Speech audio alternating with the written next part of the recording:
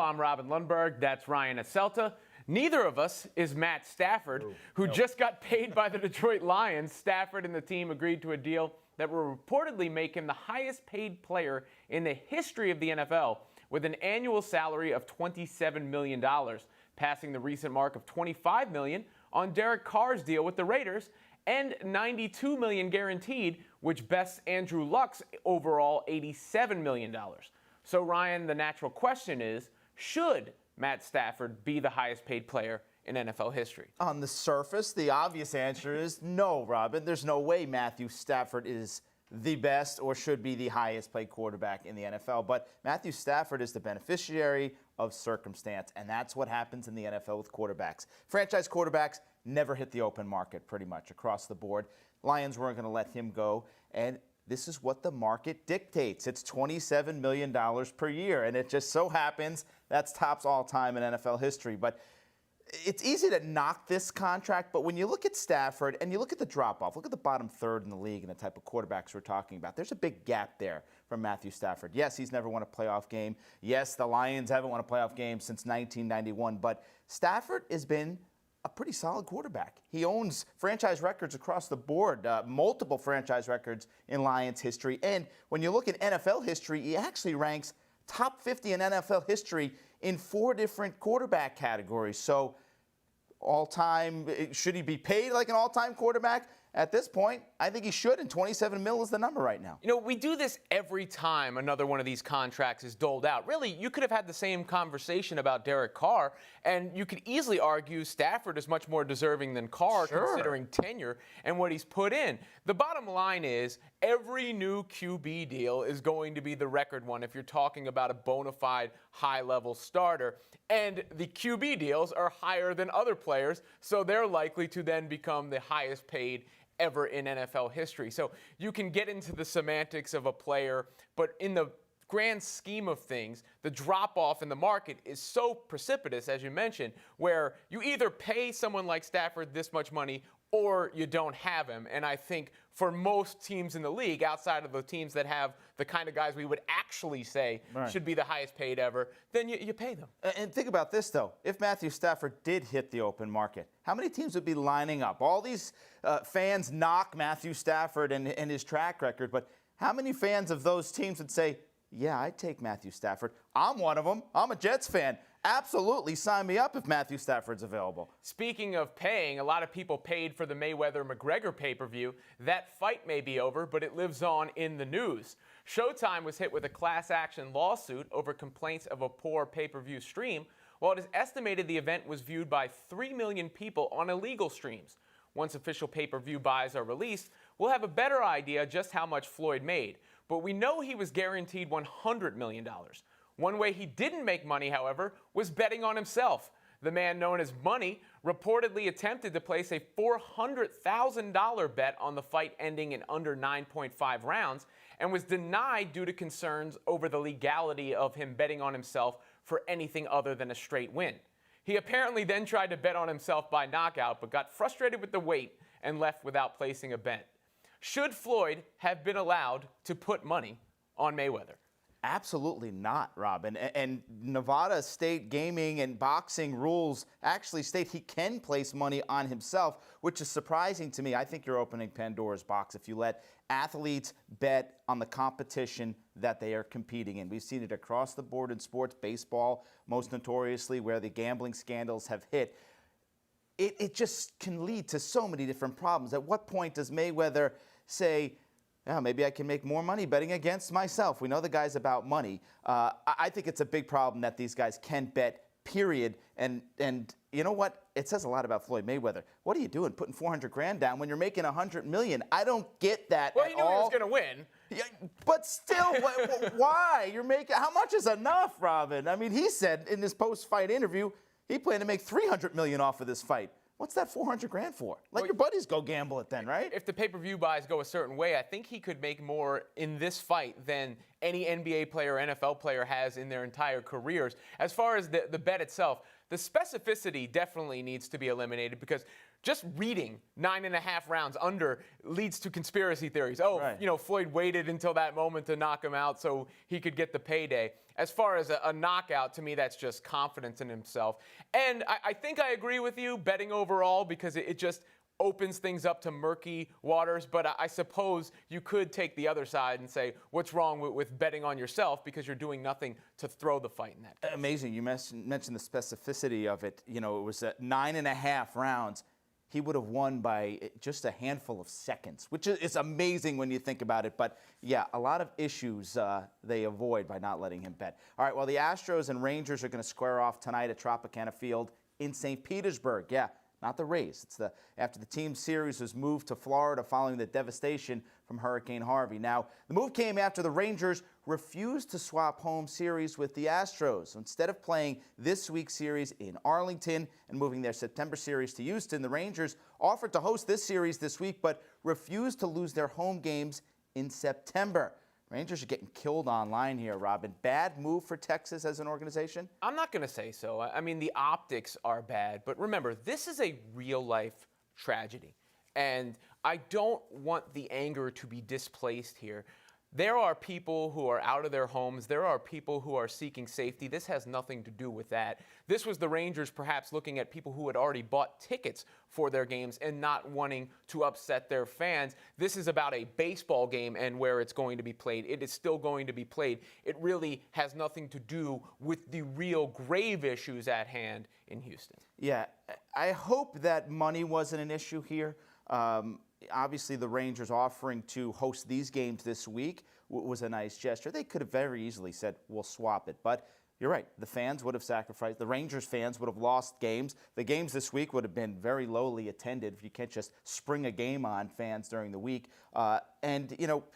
When you talk about the Rangers and their schedule, which was a major issue, they would have had 4 straight series on the road in September. This is a team that's 3 games out of a playoff spot right now. So I see where the Rangers coming from. A very easy way of doing this, though. The Rangers could have just said, yeah, we'll swap it, be done with it. But they're getting killed. I think the optics look very bad for the Rangers. I don't know if those can be fixed by any kind of swap at this point. Well, speaking of baseball, the Kansas City Royals' futility at the plate reached new heights on Monday night.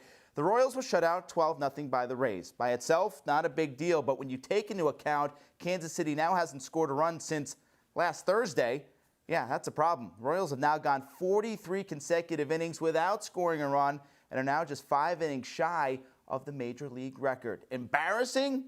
Absolutely. But, Robin, where does this rank with some of the worst all-time sports records? I mean, it's pretty futile. I mean, it's almost 5 games, right? But that still is just a handful of games. You can go to other teams that have lost over a much larger sample. Winnipeg, I believe, 30 consecutive winless games. The Sixers and the Cavaliers in the NBA, 26 straight losses. The Lions went 0-16. And how about this? This may top them all. Prairie View A&M has the NCAA record for a losing streak. They lost 80 straight games from 1989 to 1998. Take that, Royals. Yeah, their athletic director hopefully was fired for not being able to find a game that his team could win over a 5-year stretch. How about Anthony Young, former pitcher for the Mets? He lost 27 consecutive decisions on the mound as a starter, reliever combined. That is insane. And with his 26th consecutive, he took a perfect game into the 8th inning and still lost that game. That's futile. That's just bad luck, isn't it? I mean, at that point, it's just something's working against you. You know what's interesting about the Royals, though? This isn't a bad baseball team. The 1906 Phillies, who hold the record along with the Cubs from '68, the Phillies were a bad team, but the Cubs are comparatively to the Royals. The Cubs were 84 and 78. That's kind of where the Royals are. So this is when bad things happen to pretty decent teams. I think we're seeing that right now. All right, well, in the NFL, Cowboys running back Ezekiel Elliott will plead his case to a league-appointed arbitrator in New York today. Now, Elliott is appealing a 6-game suspension for violating the league's personal conduct policy. Let's welcome in Sports Illustrated's legal expert, Michael McCann, now. And Michael, Elliott's suspension stems from a domestic violence incident that allegedly occurred last summer. What do you expect to happen during today's hearing in New York? Well, Ryan, Harold Henderson will be the presiding officer, and Harold Henderson formerly worked for Roger Goodell, though he has been considered to be relatively objective and certainly a more neutral voice than Goodell himself, had he heard the appeal. And today, Elliott will have a chance to explain his side of the story, which of course he's already had before with Goodell, but he'll have an opportunity to tell it to somebody new, somebody who he hopes will be more sympathetic to some of the questions about the evidence and implications against him. And if he has a more receptive ear, there's a chance the punishment, I think, could be reduced to 4 games. I would be very surprised, however, if it's vacated altogether.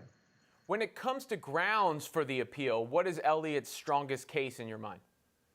Robin, I think the strongest case for Elliott is to argue that there was some kind of procedural defect in the manner in which the NFL investigated him. So there, he could say the NFL failed to take into consideration allegations against the accuser. The NFL failed to give him investigatory notes, although that didn't work too well for Tom Brady when he tried that argument.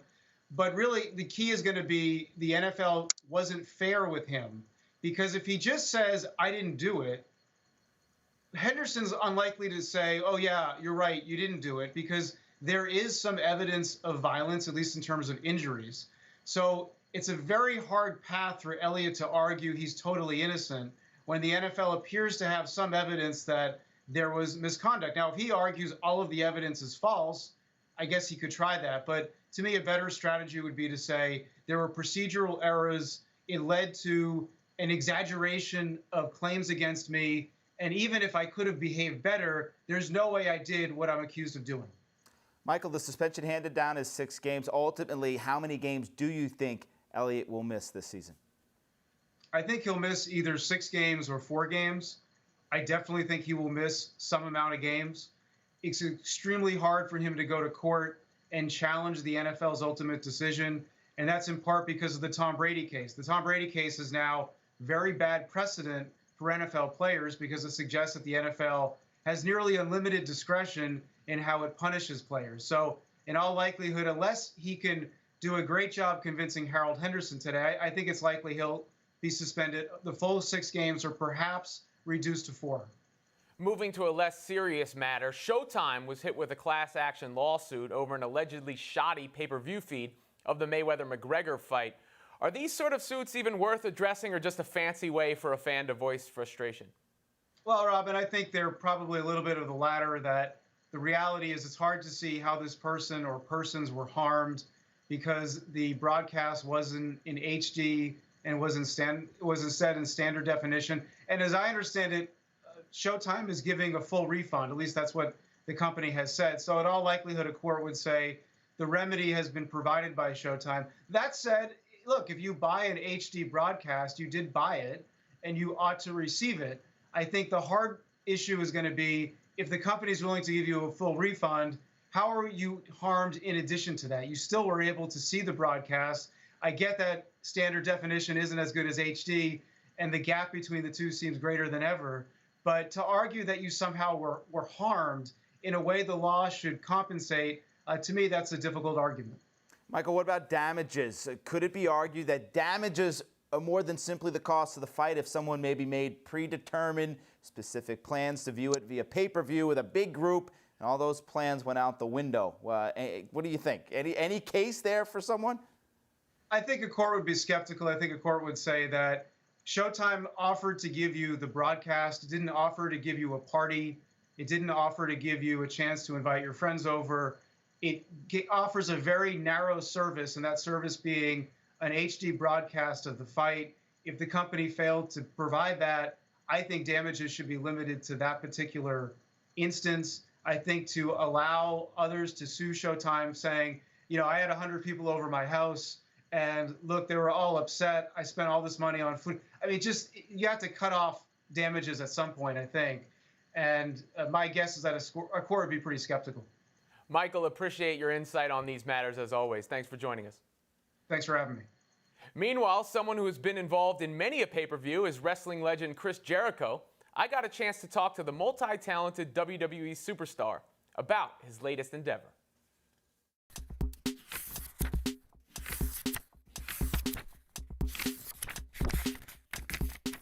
And I'm joined now by 6-time WWE champion and the author of the new book, No is a Four-Letter Word, How I Failed Spelling But Succeeded in Life, the Ayatollah of Rock and Rolla, Chris Jericho. Chris, you're a best-selling author, a rock band frontman, a WWE legend. Would you consider yourself wrestling's Renaissance man? I think I'm not wrestling's anything. I think Renaissance man is a good choice, or just working on the brand of Chris Jericho.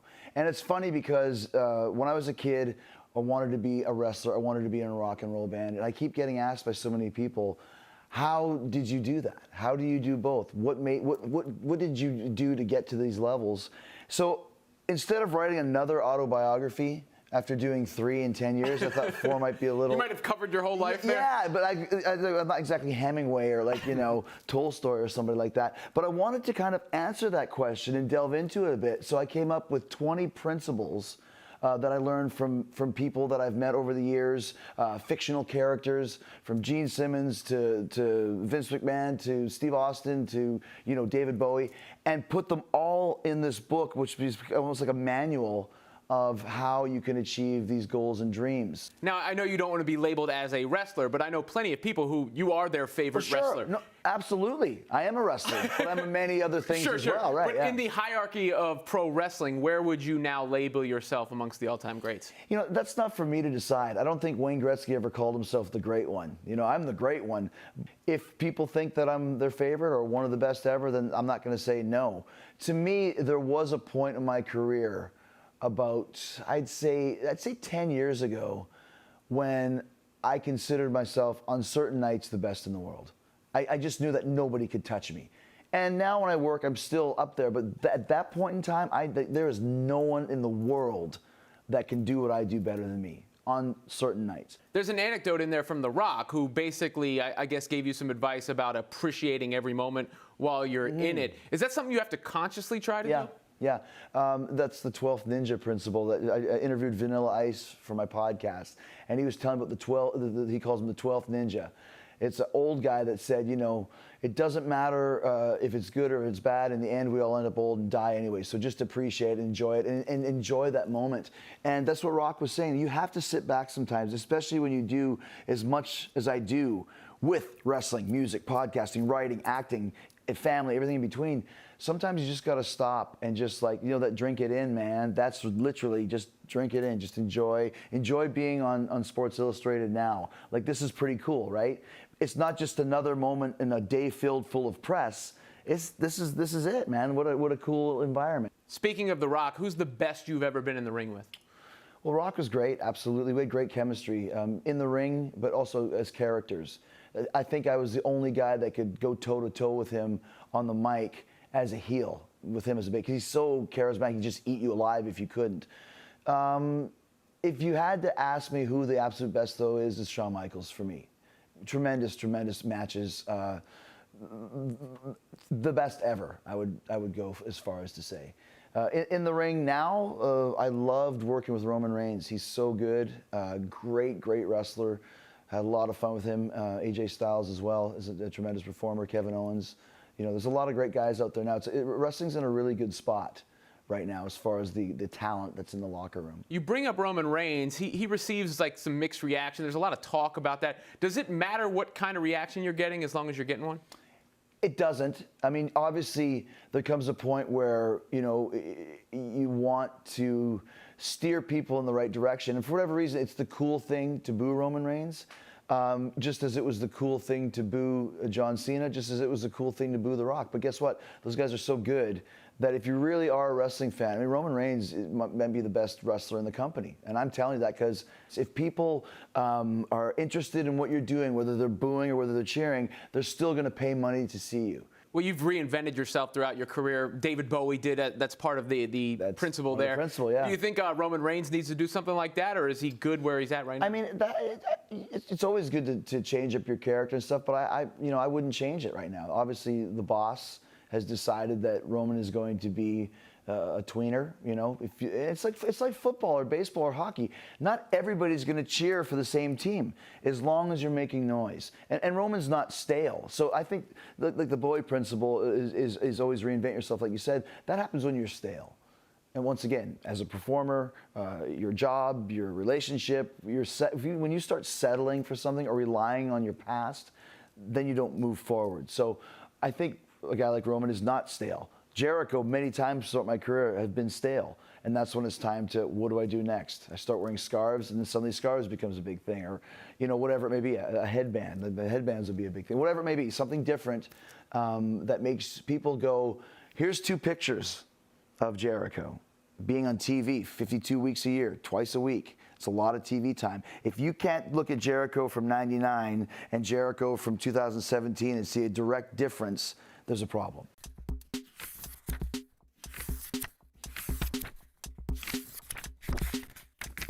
All right, well, Angels slugger Albert Pujols has used his power at the plate to compile a Hall of Fame-worthy career. Now in his 17th season in the league, Pujols is looking to have a powerful impact away from the field in his fight to strike out slavery.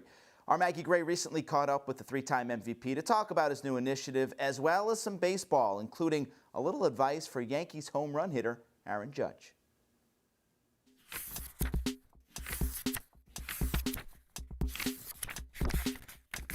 Excited to talk to Albert and Deidre Pujols. Of course, Albert, a 3-time league MVP, 2-time World Series champion. And really glad you guys could be with us on behalf of Strikeout Slavery. It's a day of fundraising that has several charities working to fight human trafficking. Albert, clearly this is a very serious issue. Why did you want to donate your time and your celebrity to this specific cause? Well, obviously, I just want to support my wife, and the different organizations that are obviously getting involved with this event on September 16. And, she's been a big supporter of my career over the last 19 years. And this is a cause that she had, she wasn't looking for, but I believe the Lord put this in her heart, to start working, with different organizations and travel pretty much all around the country and all around the world, and I believe we all have a platform that God has given us, and, to help others. And I'm really excited about the event on September 16th.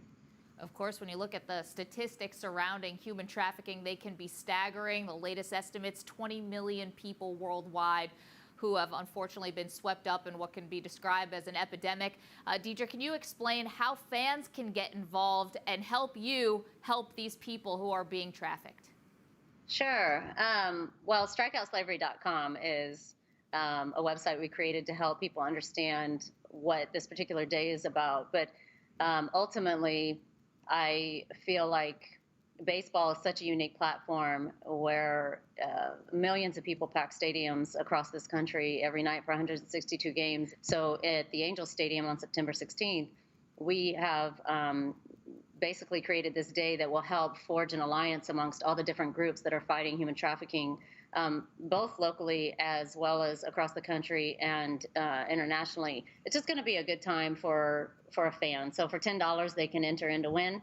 Ultimately, the funds go to help 8 incredible organizations, but we also want to invite other organizations that are in the fight against human trafficking to come and participate in the Family Festival on that day. That's fantastic. You guys are doing it for an incredible cause. And Albert, I'm just curious, when fans get a chance to meet you up close and in person, how many of them are asking you about 700 home runs and whether or not you're going to hit that milestone? Well, a lot, but to me right now, and, my focus is really non-records, is try to help, our team to win. I think right now we're making a push, and our goal is to try to get that first place on the wild card. I know I got 4 more years left in my contract, and I just asking God to keep me healthy. And my main goal every day is to try to help our team to win. And at the end of my career, if a 700 happens, if it happens 630 or whatever, it's great. But I think our goal at the end of my career and at the end of the day is try to win a championship for the city of Anaheim. Absolutely, and you mentioned right in the thick of that wild card race, it's going to be an exciting finish in the American League for sure. Mike Trout also back from his thumb injury. Should he still be the MVP favorite despite missing 6 weeks of the season? Well, if I would have vote, he got my vote. I mean, look, he's the best player in the game right now. He's probably the best excited player to come and see every night. And I'm just blessed to have the opportunity to wear the same uniform and take the field every day out there with Hank. And just, not just what he does on the field is unbelievable, but what he does off the field, it's a great great teammate, great person, and it's just fun, you know. So I think that the number speaks for himself. You know, he's having probably the best year of his career. All right, so I'm going to take that as a yes. Of course, Major League Baseball on pace to hit more home runs as a league than ever before. When this was pointed out by Buster Olney of ESPN, Justin Verlander tweeted back, "Just say it, Buster," and then he had a baseball with a needle, like the balls are juiced. As a home run hitter, what's your reaction to that? I just think it's just the talent, you know. I mean, you have Aaron, you know, New York, you got Trouty, I mean, Giancarlo. You know, sometimes it happens, you know, you have 1 year, you know, where you don't see that many home runs. You have other year where you do see it, like it happened this year, you know. So, but it's just amazing, you know, guys are really, they're using their talent and going out there and putting good swing. And, you know, I can't really give you a perfect answer on that. You know, it just sometimes happens where hitters sometimes some years dominate and other time pitchers are dominating too. Final baseball question for you, and I understand this might be a little touchy, but Aaron Judge, I know the Yankees and the Angels are fighting for wild card spots, but he's in a slump now after the home run derby. Any advice for the young Yankee hitter, even though he's an opponent and a rival? First of all, I don't believe in slump. I think it's just stuff that happens in the game. I mean, it'll tell you this game is tough. It's not easy. You know, sometimes you get into a great month where you hit 14, 15, 130 some RBI, and all of a sudden you make up. And there's some time where, hey, you have to go through some things, you know, in this game to get better. So my advice to him is just continue to work hard. Don't change anything. Just, you know, just continue to get good pitch to hit and put a good swing. And he's having a good year so far. You know, it just everybody goes through this. You know, everybody that plays this game. September 16th, Strikeout Slavery Day at Angel Stadium. Of course, you can donate this very worthy cause of trying to stop human trafficking, really an issue, not just the United States, but worldwide. Albert Pujols and Deidre Pujols, thank you so much for joining us. All right, thank you so much. We appreciate you.